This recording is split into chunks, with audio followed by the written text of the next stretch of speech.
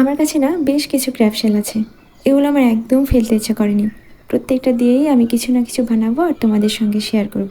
আজকে আমি সমুদ্র থিমে একটা ওয়াল হ্যাঙ্গিং বানাবো। এটা দেখতে যে এত কিউট হয়েছে মাশাল্লাহ। প্রথমে শেলগুলো আমি ভালো করে ধুয়ে শুকিয়ে নিয়েছি, তারপরে জেসো অ্যাপ্লাই করেছি। জেসোটা শুকিয়ে যাবার পরে আমি একটা রঙিন আকাশ এঁকেছি। আকাশের জন্য আল্ট্রামেরিন ব্লু, পার্মানেন্ট ইয়েলো, অরেঞ্জ এবং রেড কালার নিয়েছি। আল্ট্রামেরিন ব্লু আর টার্কিস এই দুইটা কালার দিয়ে আমি সমুদ্রের বেজ লেয়ারটা করেছি। একটা ফ্ল্যাট ব্রাশে আল্ট্রামেরিন ব্লু নিয়ে হালকা হাতে আমি সমুদ্রের ঢেউ এঁকেছি।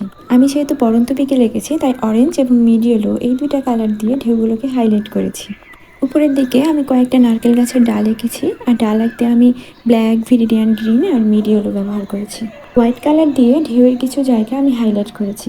ব্ল্যাক কালার দিয়ে পাথরের বেজ লেয়ারটা করেছি, আর অরেঞ্জ আর হোয়াইট কালার দিয়ে পাথরগুলোকে হাইলাইট করেছি। দেয়ালে হ্যাং করার জন্য B7000 গ্লু দিয়ে একটা সুতো আটকে নিয়েছি, আর এই তিনটা কিউট ঝিনুককে আমি একটা লাল সুতো দিয়ে বেঁধে দিয়েছি। আমার তো এটা খুব পছন্দ হয়েছে।